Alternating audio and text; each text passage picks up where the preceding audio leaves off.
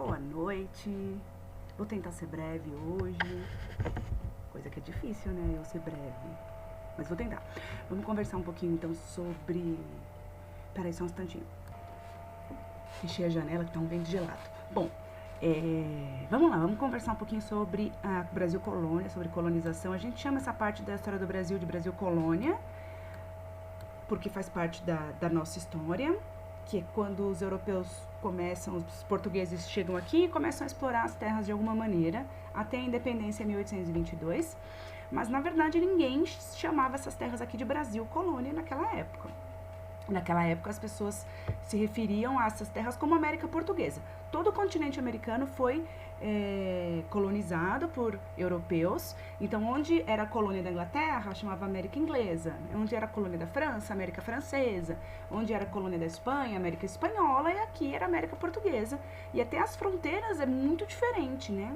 Porque o Tratado de Tordesilhas, que foi o tratado que dividiu as terras entre Portugal e Espanha, definiu as fronteiras, né, daquela época da América Portuguesa e da América Espanhola de uma maneira muito diferente do que a fronteira do Brasil hoje, né? A fronteira, ela vai se expandir para o oeste, né? Os portugueses vão expandindo essas terras para o oeste, meio que depois quebrando, né, esse tratado.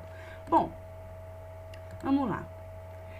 Conceitos importantes para a gente não esquecer, tá? Metrópole é o país que coloniza outro país, tá? E, portanto, colônia é o país colonizado.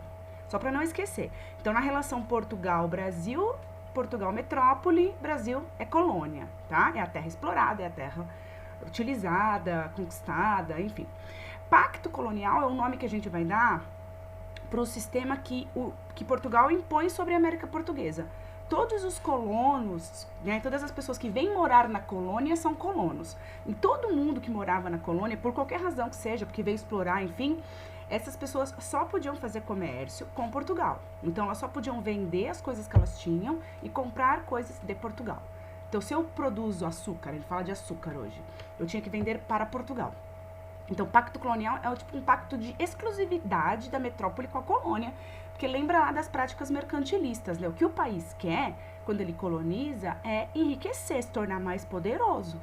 Então, ele faz esse pacto de exclusividade comercial para enriquecer o próprio país, para evitar que outros países ganhem com o dinheiro que está sendo explorado nessa colônia. Bom, os primeiros anos da economia colonial foi meio parado. Vamos dizer que os primeiros 30 anos, Portugal não investiu de fato na colonização, na ocupação do território. Por quê? Principalmente porque eles não acharam ouro, não acharam metal precioso logo de cara, que era o que eles buscavam, né, primordialmente. Segundo, porque no litoral tinha muito pau-brasil. Pau-brasil é uma árvore de madeira de qualidade, ó, finíssima, que faz móveis finíssimos. E o pau-brasil...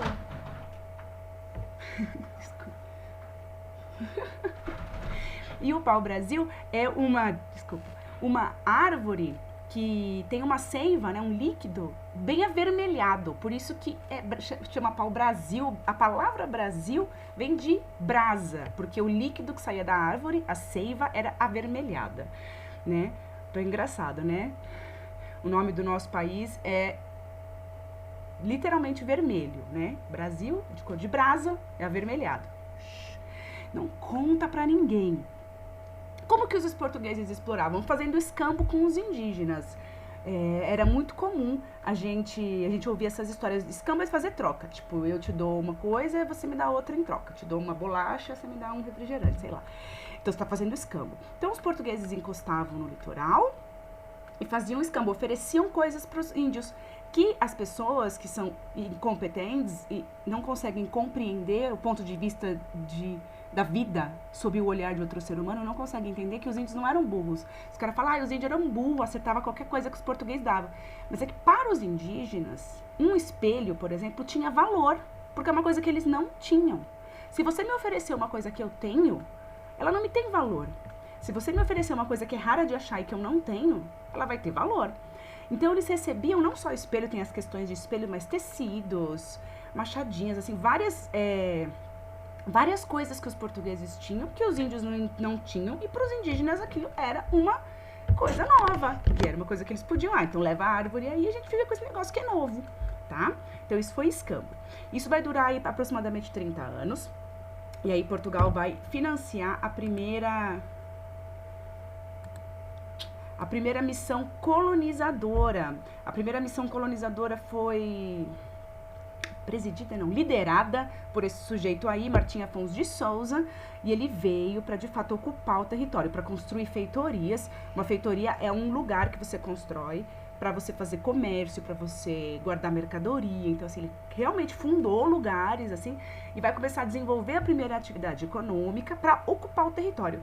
E por que do nada, em 1530, deu essa vontade em Portugal de ocupar o território? Porque eles começaram a descobrir que outros países, como a França, por exemplo, rondavam o litoral brasileiro, também estavam tentando explorar pau-brasil para ganhar dinheiro. Então os caras pensaram, mano, a gente precisa ocupar antes que a gente perca para a França. O que é muito curioso, porque os caras chamam... Quando a França tentou invadir aqui, é uma invasão, né? Que você vai ver nos livros, invasão francesa, invasão holandesa no Brasil. Agora, Portugal ter vindo até aqui é uma descoberta, uma grande conquista. A escolha de palavras que a gente usa determina a visão que a gente acaba tendo sobre determinado fato. Então a gente precisa rever também essa questão para não ficar idiota. Muito bem, então vamos voltar aqui que faltou uma coisinha para eu falar. Tá. Então outros países vão tentar invadir, os países europeus vão tentar invadir. Para impedir que isso aconteça, Portugal vai de fato começar a ocupar o território. Em 1532 a gente vai fundar a primeira cidade, o Martim Afonso de Souza vai fundar a primeira cidade brasileira, que é São Vicente, aqui em São Paulo, que é a cidade mais antiga do Brasil. E o primeiro produto que os portugueses vão escolher para explorar aqui no Brasil é cana-de-açúcar. Por quê? Primeiro, cana-de-açúcar, você produz açúcar com cana-de-açúcar, e o açúcar de cana tinha um alto valor de revenda na Europa, porque a Europa tem um clima frio, você não planta cana, você planta cana tipo na África, aqui. E o açúcar de cana, vocês sabem, todo mundo aqui gosta de um açúcar, de um docinho. É um açúcar muito bom, realmente doce. Porque na Europa os caras usavam um açúcar que vinha da beterraba. Eu nunca experimentei açúcar de beterraba na vida, mas pelo que eu sei ele não é tão docinho, tão gostoso, tão apetitoso quanto o açúcar de cana. Então era desejável isso na Europa. Os portugueses ganhavam muito dinheiro com esse comércio. Outra coisa é a questão do solo e do clima, né, que eu comentei. Você só planta determinada cultura de vegetal num clima e num solo favorável, né? Você não vai plantar cana no norte do Canadá nunca. Você pode plantar, não vai nascer, né? Porque a planta ela nasce num clima e num solo favorável. E os portugueses já tinham também uma experiência com cana-de-açúcar nas ilhas de Madeira e Açores, no norte da África, que eles já tinham colonizado. Então, assim, foi muito fácil para Portugal. Vamos plantar mais açúcar, a gente vai ocupando o território. Então, vão construir os primeiros engenhos de açúcar, que eu nem vou ficar falando disso agora. E aí eles vão escolher a mão de obra escrava africana, porque eles tentam escravizar, não é que eles não escravizam o indígena, tá? Claro que eles escravizam os indígenas, eles tentam escravizar os indígenas, mas os indígenas conheciam muito bem o território, eles fugiam, se escondiam, brigavam. Os indígenas também morreram a rodo de doença, de peste, de varíola, de doenças que os europeus trouxeram para a América, que eles não tinham imunidade. E tá todo mundo muito sabendo agora desses assuntos de imunidade e tal, porque a gente só se fala disso, né, de doença e tal. Então, mas principalmente a varíola, foi uma doença que chegou e arrasou a população indígena. E também vai ter treta com a igreja, né, porque a igreja católica, lembra que essa época aqui é a época da reforma protestante, a igreja católica tá preocupada com a quantidade de fiéis que tem, porque tá perdendo alguns fiéis para as igrejas protestantes, tanto a reforma do Lutero quanto a reforma do Calvino, e aí a igreja católica vai utilizar os indígenas para aumentar o seu número de fiéis. Então vai começar a vir padre jesuíta para o Brasil, que é o padre que tem a missão de evangelizar os índios, e os índios que se convertiam, que aceitavam a verdade da igreja católica, não podiam ser escravizados. Já os africanos não, né? Agora os índios que não aceitavam até podia, porque ele não foi salvo. Mas enfim, agora os africanos não. Agora por que eles também não tentaram escravizar, né? Catequizar os africanos? Porque tem a questão econômica muito importante. Pegar um barco, encostar na África, fazer negócio com o líder ali. Porque os escravos, os africanos, eles viviam em tribos, e essas tribos tinham treta entre si. E aí eles brigavam às vezes entre si, e quem perdia a batalha acabava sendo escravizado pela tribo vencedora. Tipo na antiguidade da Europa. Só que isso era uma questão interna lá da África. Aí o europeu vai, encosta o barquinho lá, negocia com essa gente, né, negocia com esses líderes de tribos que escravizaram outros povos, compra esses escravos e diz que a culpa é do africano que tinha escravidão. Ué, se o branco europeu não tivesse encostado o barquinho lá e comprado escravo na África, seria um problema dos africanos. A gente não estaria discutindo esse assunto. Então, eu não quero aluno meu falando porcaria também sobre esse assunto, tá? Não quero aluno meu racista. Já que vai me chamar de petista fedida, não quero um racista na minha vida. Bom, e por que mão de obra africana? Porque era muito lucrativo. Você pegava um barco, encostava lá na África, fazia negócio com os caras, enchia o barco de... Mas enchia, abarrotava, porque morria muita gente. O tráfico negreiro, que é o nome, né? De você traficar esses homens, esses negros, homens e mulheres da África pra cá, pra América, era muito lucrativo. Você vinha pra cá, você vendia as peças, porque eles não eram nem chamados de escravos, assim, as peças. Tipo uma mercadoria. Então, os caras analisavam a mercadoria, né, a peça, quanto mais forte, mais saudável o escravo fosse, mais alto seria o valor dele, e você ganhava muito dinheiro vendendo gente. Então, era um comércio que compensava muito. Duas vezes. Primeiro, porque você ganha uma puta grana na hora do comércio, e segundo, que você ganha a grana de nunca pagar a pessoa para trabalhar para você. Não é maravilhoso isso? Continuando. Aqui a gente já viu. Como que Portugal vai administrar as terras quando chega aqui? Então, desde que o Brasil começou a ser... A história do Brasil que a gente conhece, assim, do início da conquista europeia, o Brasil sempre foi um país que acumulou muitas terras na mão de pouca gente. Sempre. Desde o início. Então, os problemas sociais que a gente tem hoje, os problemas de concentração de terra, de latifúndio é uma grande, né, propriedade de terra que a gente usa para explorar economicamente. Esses problemas são desde o início, né? Então, se a gente não entender a história do nosso país, a gente nunca vai conseguir superar os problemas sociais que nós temos. Então, a gente precisa compreender esses problemas. Então, o que Portugal faz? O rei de Portugal, para ele vir aqui, para ele dar grana, né, investir para ocupar o território, ele tinha que, né, fazer um investimento, então ele tinha que pôr grana. Então, para evitar pôr grana, o que ele fez? Ele ofereceu para nobres portugueses, gente rica, gente chique, branca, homem velho, branco, ele ofereceu para essa gente terras. Então, eu vou te dar um lote de terra lá da minha colônia, e você vai lá, e você explora essa terra como você quiser, ganhe dinheiro, me pague impostos e cuide da terra. Então, meio que ele estava dando uma terra que não era dele, mas era dele, porque ele era rei de Portugal. Ele dava para alguém um lote de terra. Essa pessoa que recebia era chamada de donatário. E o donatário tinha a obrigação de cuidar das terras que ele pegou, de tornar aquela capitania produtiva, de ocupar o território. Então, eu trouxe mapinhas, né? Tem um mapinha aqui antigo, que é horrível, eu trouxe para ilustrar só, porque é horrível de entender, né? As pessoas interpretavam as coisas de outra maneira, outra linguagem. Olha aqui o nosso mapinha das capitanias hereditárias. Então, tinha lote, ó, dois lotes que eram, respectivamente, Maranhão, lote 1, lote 2, Ceará, Rio Grande, Itamaracá. Então, tem vários, ó. Tem o lote Espírito Santo, lote Santo Tomé, lote São Vicente. Então, assim, você também tem algum lote Bahia de Todos os Santos. Depois vai virar o estado da Bahia, a província da Bahia, depois o estado da Bahia. Então, assim, isso foi dividido. Então, você tá vendo essa linha também vermelha, que é o Tratado de Tordesilhas, que dividia, né? O que tá lá em laranjinha era de Portugal e o que tava em verde era da Espanha ainda.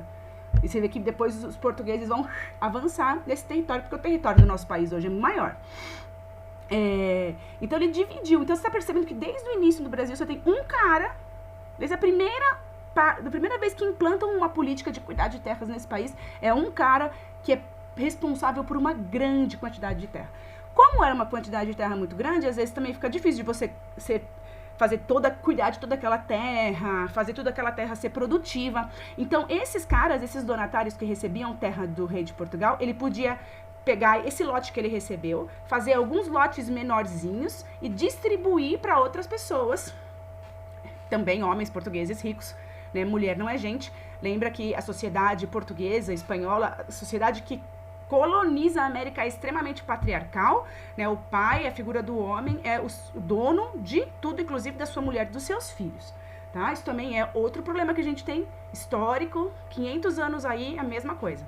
Bom, então ele vai repassar pequenos lotes, né? Eu recebi um lote, por exemplo, eu recebi o lote do Espírito Santo, do rei, só que é muito grande, então eu pego esse território, escolho algumas partezinhas, geralmente de terra virgem, né, de terra que ainda não tinha sido explorada, assim, que não tinha sido desmatada ainda, e eu vou doar para outra pessoa cuidar, desmatar, produzir e tal. Isso chamava sesmarias. Eu tô te falando isso porque costuma cair em vestibular esse tipo de coisa. Sempre cai alguma coisinha. Para quem vai prestar vestibular, preste atenção nesse tipo de coisa, porque sempre, Brasil sempre cai. Pelo menos caía, né? Porque no Enem novo não cai nem história. Porém, né, nunca sabemos. Então, sesmarias era um lote de terra dentro de uma capitania hereditária. Nossa, eu não falei que esses lotes de terra que eram divididos pelo rei de Portugal chamava capitania hereditária. E por que hereditária? Porque se o cara, eu recebi o lote do Espírito Santo e eu morro, o meu filho vai ficar com esse lote para ele. Então, as capitanias hereditárias são lotes de terras que o rei de Portugal concede para portugueses ricos para vir para cá explorar as terras. Aí os caras podem fazer o que quiser, desde que mantenha produtivo, cuide das terras e ganhe dinheiro e pague impostos ao rei. E aí o rei não tem que fazer esse investimento do próprio bolso, como se não fosse dinheiro de imposto. Eu preciso parar de devagar. E as Sesmarias é tipo um lotezinho dentro do lote que esse donatário repassava para a pessoa...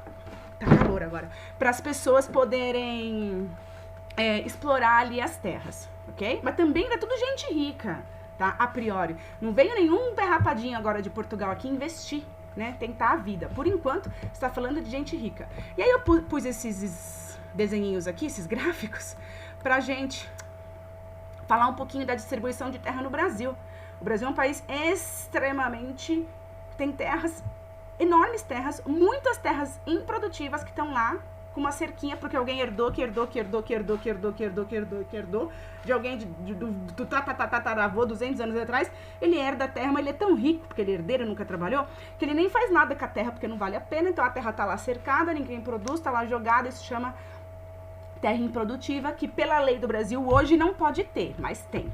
Aí você vê esse aqui de baixo, ó, esse gráfico aqui de baixo, ó, 0,9% da população tem tudo isso de terra, e são os mais ricos, né? E aí as pessoas defendem isso, né? Pessoas comuns, pessoas que moram de aluguel, defendem esse tipo de propriedade, que é uma herança histórica, que vem lá de trás. Tem gente hoje que é proprietário de terra, que é herdeiro da época do Brasil Império, de terras que ainda trabalhavam escravos, e o cara se acha super no direito daquelas terras, que foram tomadas dos indígenas, que não têm direito, né? Porque demarcar terra para índio morar hoje parece um absurdo, mas eles que estavam aqui. Então você percebe que ser branco, ser homem, ainda é o critério de decidir quem é dono e quem não é das coisas nesse país. As capitanias hereditárias não deram muito certo, porque não foram tão produtivas quanto o rei esperava, então ele acabou com esse lance de capitania hereditária e criou um negócio chamado governo geral, que era para centralizar o governo. Então, capitania hereditária era descentralizado, porque cada capitania, cada lote tinha um donatário que administrava. Agora ele vai unificar tudo isso e vai colocar um cara para administrar a colônia toda. Então, ele centraliza o poder de administração na colônia. E isso é chamado de governo geral. Aí vai ser, Salvador é fundada enquanto capital da América Portuguesa. Eu não consigo dizer que Salvador foi a capital do Brasil, porque o Brasil não era independente nessa época. Mas enfim, né, Salvador se tornou a capital do Brasil, da América Portuguesa. O primeiro governador geral, Tomé de Souza, ele que começa a trazer os jesuítas, os padres jesuítas, que são aqueles padres missionários que vêm para catequizar os indígenas. Depois vai vir o Duarte da Costa, e nós vamos falar um pouquinho dele mais pra frente, porque nós vamos falar... Nem precisa citar mais o nome dele. É porque na época dele teve muita treta. Teve a treta da França, que a França invadiu o Rio de Janeiro. E lá na Baía de Guanabara, invadiu esse pedacinho de terra, ó, Brasil. Você podia falar francês. E chegou a ficar lá por 5 anos. Fundaram uma coloniazinha que chamava França Antártica. E aí, depois de 5 anos, começou uma treta para expulsar os franceses, e os franceses acabaram sendo expulsos. Mas chegaram a invadir e, de fato, formar uma coloniazinha lá na Baía de Guanabara, no Rio de Janeiro. E também foi muito nessa época que começou a ter treta entre colono e jesuíta, porque os padres jesuítas vinham para cá, e os padres queriam os indígenas para catequizar os indígenas. E os colonos, que é quem vinha morar na colônia, queriam os indígenas para fazer mão de obra escrava. Então tinha treta. Os padres jesuítas faziam lá as missões, né? Construíam tipo uma vilazinha, né? Uma missão jesuíta é uma vilazinha que eles construíam para catequizar os índios, ensinar para os índios, não só ensinar o cristianismo, mas ensinar o índio a cobrir suas vergonhas, ensinar o índio a comer de garfo e faca, ensinar os hábitos europeus ao índio para que aquele índio ficasse civilizado. É isso. E aí tinha colono que invadia essas missões jesuítas para roubar índio, para escravizar índio. E aí começou a ter treta com a Igreja Católica. Tanto que a escravidão indígena foi abolida muito antes da escravidão negra no Brasil, porque a Igreja Católica tinha muita voz. Portugal era um país muito católico, a Igreja Católica Portugal era um reino cristão, e a Igreja Católica tinha voz. Então, a escravidão indígena vai ser mediada aí pela Igreja, porque ela também tem interesse sobre os índios, que é a catequização. Outra invasão bacana foi a invasão holandesa aqui no Brasil. Os holandeses invadem o Brasil lá no Nordeste, eles invadem Salvador, não dura muito, são expulsos, e aí eles vão invadir Pernambuco para cima, né? Aqui tá só Pernambuco, mas eles invadem Pernambuco, que é a principal área, mas outras regiões um pouco mais ao norte. Essa região chamou por 24 anos Nova Holanda, porque era colônia holandesa do Brasil. A gente chama na história do Brasil de Brasil holandês. E por que os holandeses queriam? Para ganhar dinheiro, obviamente, para poder mexer, controlar cana-de-açúcar. Tinha uma empresa particular, que era uma empresa holandesa, né? Então, se eu sou o dono da Companhia Holandesa das Índias Orientais, que eu sou uma empresa privada, eu sou um burguês, e o meu país, Holanda, me protege, lembra da aliança que tem burguesia e rei, né? O meu país me protege para minha empresa prosperar e eu pago impostos para o meu reino enriquecer. Tá?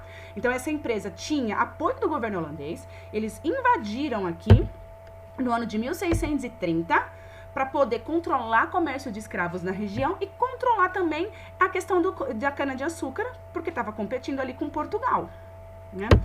Essa colonização vai durar 24 anos, até quando tinha um governador da Nova Holanda, que chamava Maurício de Nassau, ele foi embora. Depois que ele foi embora, as coisas começaram a piorar. Aliás, o Maurício de Nassau era meio que um visionário, porque na Nova Holanda, no Brasil holandês, existia liberdade religiosa, tá?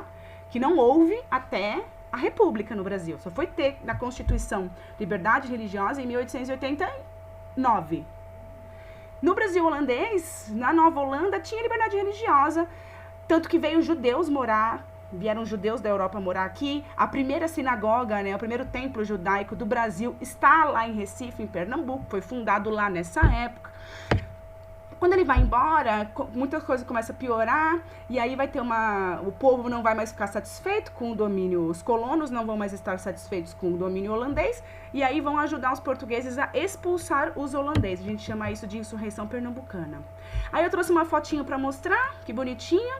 Isso aqui é uma fotinho, a cidade de Recife é bem parecida. Vamos lá, né? Holanda é metrópole, Brasil é colônia. Eu quis dizer parecida porque na Holanda, em Amsterdã, que é a capital da Holanda, até onde eu sei, tem muitos canais, né? E em Recife também. Então tem as pontinhas e tal. E aí se você olhar essa fotografia é de Recife. Para você olhar a arquitetura, ó, as casinhas e tal, isso é bem holandês, né? Eles têm algumas coisas em Recife, especialmente, que é bem holandês, assim, bem característica holandês. Aí eu trouxe uma fotinho da Holanda pra gente comparar. Mas, né? Vamos lá, metrópole, colônia, colônia. Esse lugar aqui é um lugar que explorou e que com o dinheiro da exploração daqui construiu tudo isso. Isso aqui é o que a gente conseguiu construir aqui. Mas você vê que tem um pouco similar essa construção, porque são construções da época do Brasil holandês ainda. E aí, só pra terminar, eu quero contar a historinha pra vocês do boi voador. Não lembro se eu contei pra vocês no 8º ano isso. A história do boi... Esse Maurício de Nassau, que governou, né, a Nova Holanda... Ele construiu muita coisa, né? Onde hoje é Recife.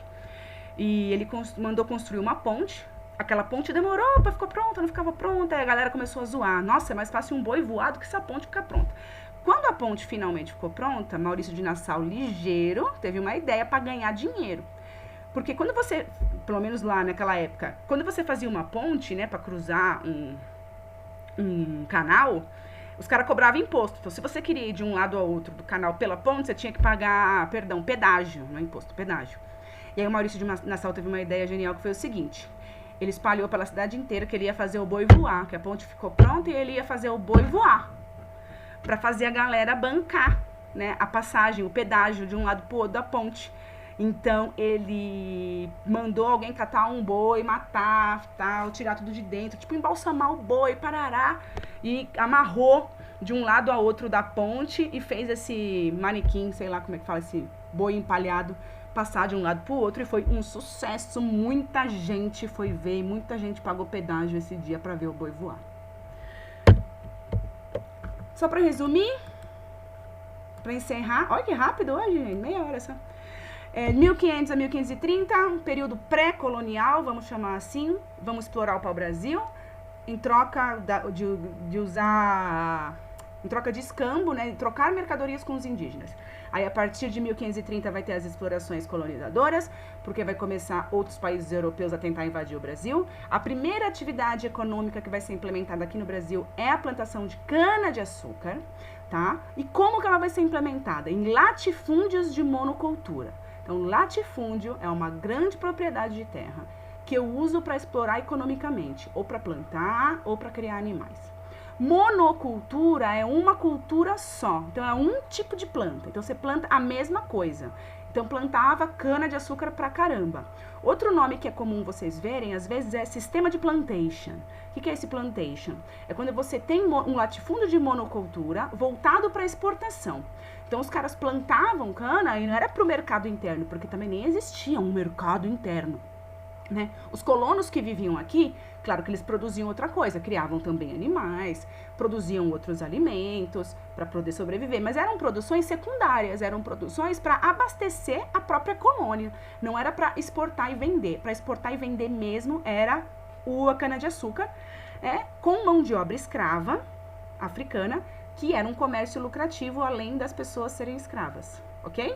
E os índios foram disputados por colonos e pela Igreja Católica, um porque queria escravizar, outro porque queria catequizar, mas nessa queda de braço a Igreja Católica vai ter um pouco mais de voz e vai proibir, né, muito mais cedo do que a escravidão africana.